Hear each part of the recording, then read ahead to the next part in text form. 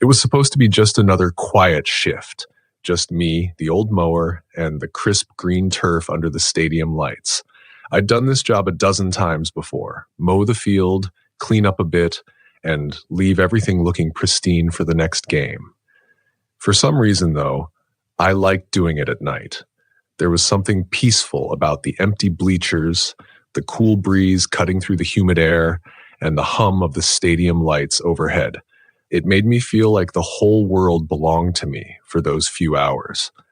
The stadium was completely silent as I pulled up in my truck that night.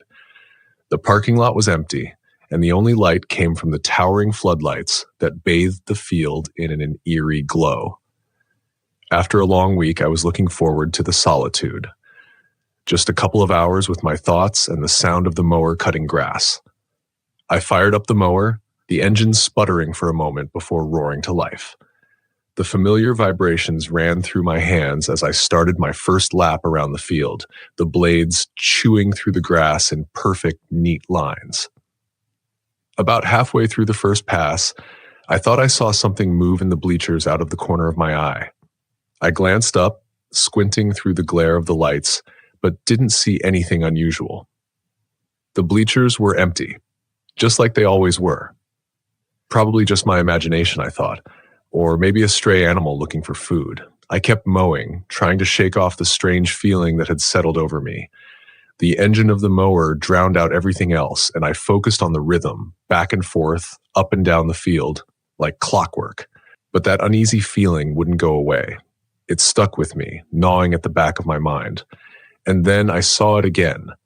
Movement, just a flicker of something in the shadows between the rows of seats. I stopped the mower and cut the engine, leaving the stadium in a thick, almost oppressive silence.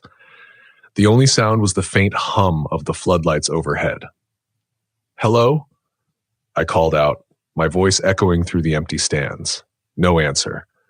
Just the heavy stillness of the night pressing down on me. I stood there for a moment, listening, my heart pounding harder than I'd like to admit. Then, just as I was about to start the mower again, I heard it. Soft footsteps coming from the bleachers. Slow, deliberate steps like someone was trying to sneak up on me. My first thought was that it might be security, but we never had anyone else around this late. And if it was security, they would have called out by now. I grabbed the flashlight from my tool bag and pointed it toward the stands. For a second, I saw nothing but empty seats. But then the beam landed on him, a figure slumped between two rows of bleachers, partially hidden in the shadows.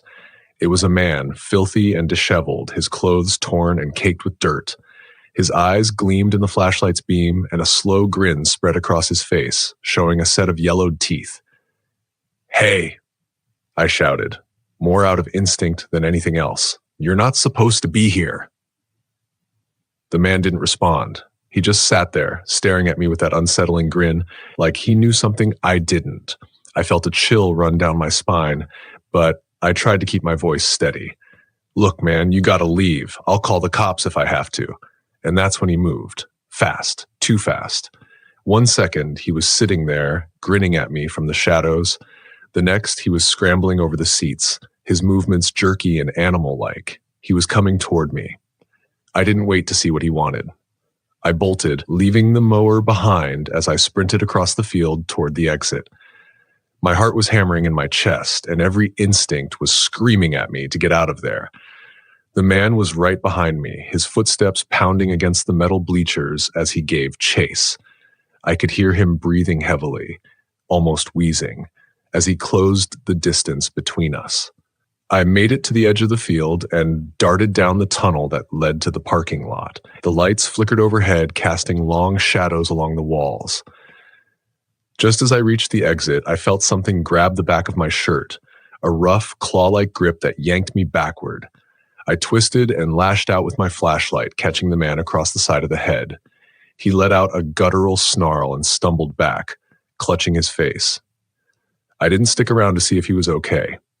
I ran, my legs burning, my lungs screaming for air. I burst out into the parking lot and scrambled into my truck, fumbling with the keys as panic surged through me. The man appeared at the entrance to the tunnel, his silhouette framed by the flickering lights. His grin was gone now, replaced by a look of pure rage. I jammed the key into the ignition, turned it, and the engine roared to life. I slammed the truck into reverse, tires screeching against the pavement, and sped out of the parking lot as fast as I could. When I looked in the rearview mirror, the man was still standing there, watching me go. His eyes gleamed in the darkness, unblinking and full of something I couldn't quite describe. It wasn't until I was halfway home that I realized my hands were shaking. My heart was still racing, and my mind was reeling from what had just happened. The next day, I told my boss about the man in the bleachers. He just shrugged it off, saying it was probably some homeless guy looking for a place to sleep. "Don't worry about it," he said.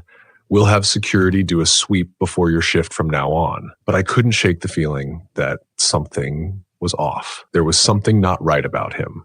Something more than just desperation or hunger.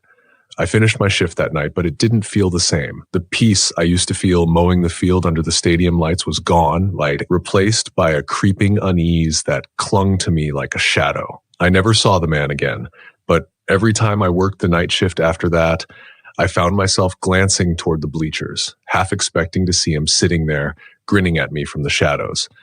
And every time I felt that same chill run down my spine, the feeling that no matter how alone I thought I was, someone was always watching.